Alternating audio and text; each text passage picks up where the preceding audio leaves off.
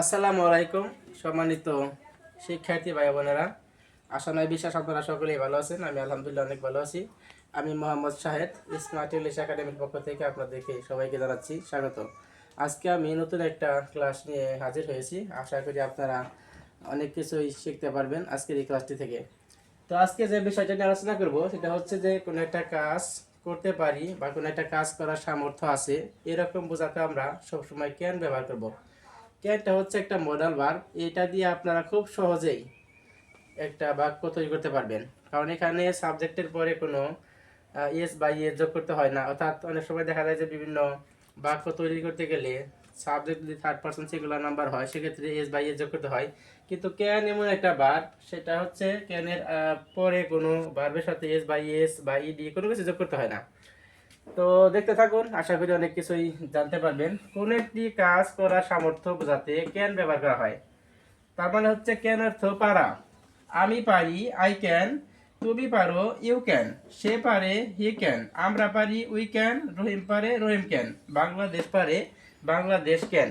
অর্থাৎ যে কোনো কাজ যে কেউ করতে পারে, এটা হচ্ছে যে সাবজেক্টের পরে শুধু ক্যান বসাইবেন। আর আরো কিছু বাক্য এখানে আছে, আমি লিখে দিচ্ছি। সেটা হচ্ছে দেখতে পাচ্ছেন, আমি যেতে পারি। তার মানে হচ্ছে আমি যেতে পারি, এটা হচ্ছে একটা কাজ, কোন একটা জায়গায় আমি যেতে পারি। তাহলে আই ক্যান, আমি পারি।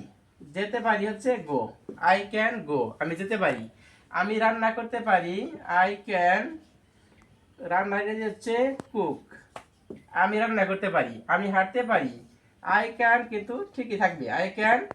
হাঁটতে পারি হচ্ছে ওয়াক, আমি হাঁটতে পারি। আমি দৌড়াতে পারি, আই ক্যান রান, আমি দৌড়াতে পারি। আমি সাঁতার কাটতে পারি, আই ক্যান।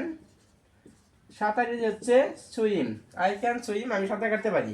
আমি ইংরেজিতে কথা বলতে পারি, এটা হচ্ছে I can. I can speak in English,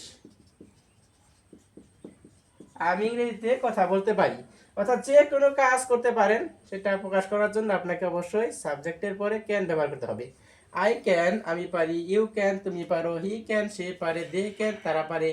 আমি কথা বলতে পারি, আই ক্যান টক, আমি ইংরেজিতে কথা বলতে পারি, I can speak in English. আমি রান্না করতে পারি, আই ক্যান কুক, আমি যেতে পারি, আই ক্যান গো। আমি গোসল করতে পারি, I can take a shower. আমি খেলতে পারি, আই ক্যান প্লে। আমি পড়তে পারি, আই ক্যান রিড। আমি লিখতে পারি, আই ক্যান রাইট। যে কোনো একটা সামর্থ্য আছে সেটা বোঝাতে আপনাকে অবশ্যই ক্যান ব্যবহার করতে হবে।